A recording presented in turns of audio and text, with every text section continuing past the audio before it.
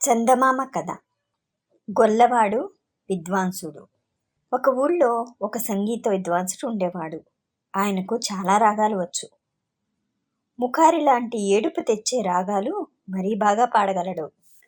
మరి ఇంత గొప్ప విద్వాంసుడు మారుమూల పల్లెటూరులో ఉండడం చేత ఆయన తెలివితేటలు లోకానికి తెలియకుండా పోయాయి. అందుకని దగ్గరనే పట్టణంలో ఉండే రాజుగారి దర్శనం చేసుకొని పాట కచేరీ పెట్టించి గొప్ప బహుమతి పొందుదామని ఆయన బయలుదేరాడు.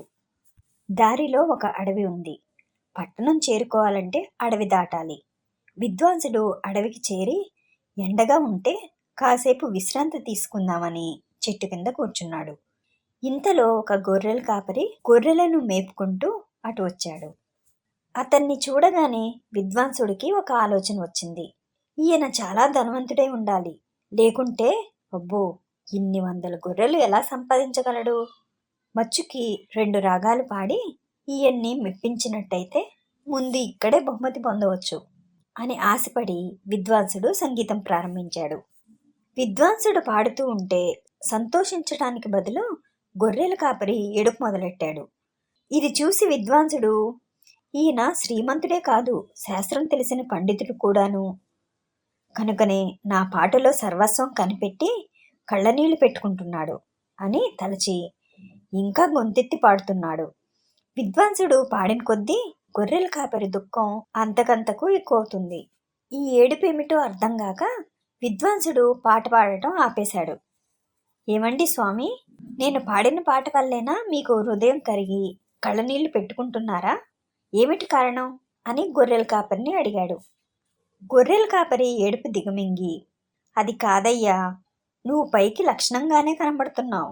ఏ లోటు లేని ఇటువంటి వాడు ఇందాకటి నుంచి ఎందుకు ఏడుస్తున్నాడా అని అనుకుని నీతో పాటు నేను ఏడుస్తున్నాను అని సమాధానం చెప్పాడు. నాకు ఏ లోటు లేదంటారా? డబ్బు లేక నేనెంత బాధపడుతున్నానో మీకేం తెలుసు?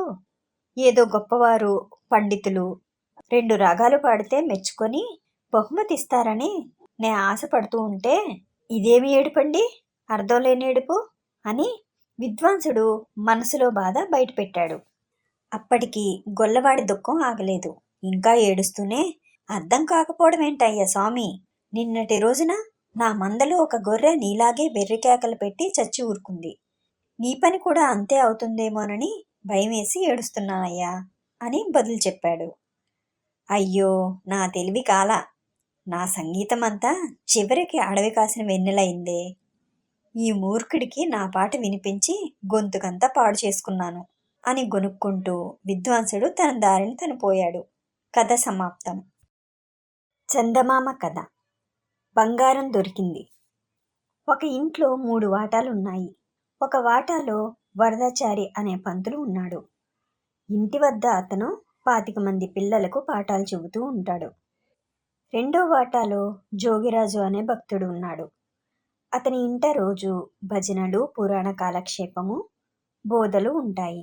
3వ భాగంలో ఉన్న వెంకయ్యకు ఉద్యోగం లేదు, కానీ అతని భార్య వంటి మీదకి ప్రతి శనివారము దేవుడు వచ్చి ప్రశ్నలు అడిగిన వారికి ఆవిడ ద్వారా సమాధానాలు చెబుతాడు. ప్రశ్నలు అడిగేవారి దగ్గర వెంకయ్య ప్రశ్నకు 2 రూపాయల చొప్పున వసూలు చేస్తాడు. అయినా శనివారం వచ్చేసరికి అతని ఇల్లు జనంతో కిటకిటలాడుతూనే ఉంటుంది. ఆ ఇంటికి మంచినీటి సౌకర్యం లేదు. అందుచేత మంగయ్య అనేవాడు చెరువు నుంచి నీరు తెచ్చి 3 వాటాల వాళ్లకు పోస్తాడు. మంగయ్య ఎవరూ లేని ఒంటరిగాడు. పార్వతి అనే మనిషి 3 వాటాలలోనూ పాచి పని చేసి తన రోగిష్టి తండ్రిని పోషిస్తుంది. ఒక శనివారం సాయంత్రం పార్వతి గిన్నెలు కడిగి వెంకయ్య గారి వంటగది గుమ్మంలో బోర్లిస్తుంది. రోజల్లా నోరు పడిపోయేలా ప్రశ్నలకు జవాబులు చెప్పిన వెంకయ్య భార్య నీరసంగా చాప మీద పడుకొని ఉంది. భక్తులు తెచ్చిన పళ్ళు, కొబ్బరి చిప్పలు బుట్టలో సర్దుతున్నాడు వెంకయ్య. చీకటి పడగానే అతను వాటిని అమ్ముకొని వస్తాడు. వెంకయ్య సర్దే పళ్ళనన్నింటినీ చూడగానే పార్వతికి మంచాన పడి ఉన్న తన తండ్రి జ్ఞాపకం వచ్చాడు. ఆమె ఉండబట్టలేక, బాబుగారు, కొనాలంటే చాలా ప్రియం, 2 పళ్ళు ఇచ్చారంటే మా నాన్నకు తినిపిస్తాను, రోగిష్టి మనిషి అని బతిమాలింది. వెంకటయ్య చప్పున బుట్ట మీద గుడ్డ కప్పి, నీ పాపిష్టి కళ్ళు పడ్డ పళ్లకు ఈరోజు ఏం ధర పలుకుతుందో చూడాలి అన్నాడు. నీరసంగా ఉన్న వెంకటయ్య భార్య లేచి కూర్చుని, నీకు జీతం కాక పళ్ళు పలహారాలు కూడా కావాలా? ఆశకు అంతుండాలి, పోపో అని కసురుకుంది. అయితే అంతక్రితమే ఆమె ఒక మనిషితో, ఆశ వల్లే నువ్వు ఈ అనర్థాలు తెచ్చుకున్నావు, దురాశ పనికిరాదు అని అనడం జ్ఞాపకం వచ్చి పార్వతి నవ్వుకుంది. అదే సమయంలో మంగయ్య వరదాచారి వాటాలో ఉన్నాడు. వరదాచారి కొడుకు చదివేసిన పుస్తకాలు తాను ఎరిగిన ఒక బీద విద్యార్థికి ఇప్పించాలని మంగయ్య ఉద్దేశం. వరదాచారి ఒకప్పుడు విద్యార్థులతో, అన్ని దానాల్లోకి విద్యాదానం గొప్పది అనటం మంగయ్య విని ఉన్నాడు కూడాను. మంగయ్య వరదాచారికి ఆ బీద విద్యార్థి గురించి చెప్పి, మీ అబ్బాయికి ఇక అవసరం లేని పుస్తకాలు ఇస్తే పాపం ఆ బీద విద్యార్థి చదువుకుంటాడు అన్నాడు. ఇది మరీ బాగుంది రోయ్, దురాశ కాకపోతే బీదవాడికి చదివెందుకు, కూలి పని చేసుకోక పుస్తకాల ఖరీదు సగమైనా ఇచ్చుకోమను అన్నాడు వరదాచారి. అది సాధ్యం కాదని మంగయ్య యువతలకి వస్తుంటే వెంకయ్య వాటాలో నుంచి వస్తున్న పార్వతి ఎదురుపడింది. ఇద్దరూ ఒకరి విషయం ఒకరికి చెప్పుకున్నారు. ఈ విషయాలకేం గాని రేపు పక్క ఊళ్ళో జాతర, వెళ్దామా అన్నది పార్వతి. ఇక్కడ పని ఎవరు చేస్తారు అన్నాడు మంగయ్య. చీకటితో వచ్చిపోదాం, సాయంకాలం రావద్దు. జోగిరాజు గారు భక్తి గలవాడు, ముందు ఆయన అనుమతి తీసుకుందాం అన్నది పార్వతి. అవును, రోజులో పావుభాగం దేవుడి గుడిలో దైవ చింతనలో గడపాలని ఆయన అనడం నేను విన్నాను అన్నాడు మంగయ్య.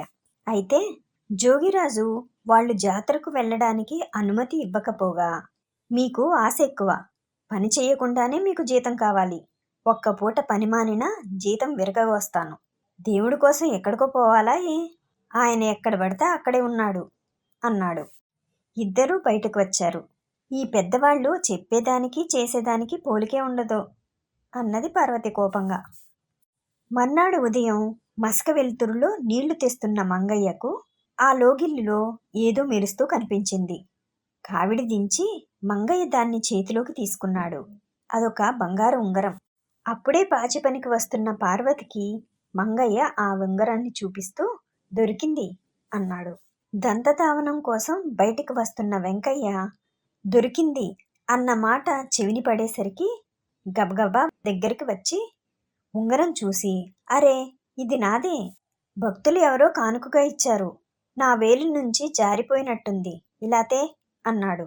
అతని వెనకే వచ్చిన అతని భార్య, అవును, భక్తితో ఇచ్చిన ఉంగరం ఎందుకు పోతుంది, అందుకే దొరికింది అన్నది. ఈ హడావిడికి యువతలకి వచ్చిన వరదాచారి సంగతి తెలుసుకొని, ఆ ఉంగరం నా శిష్యులు నాకు గురుదక్షిణంగా ఇచ్చింది, ఇలా అయ్యి అన్నాడు. పగలంతా చేతికి పెట్టుకు తిరిగారు, జారిపోయి ఉంటుంది అన్నది వరదాచారి భార్య.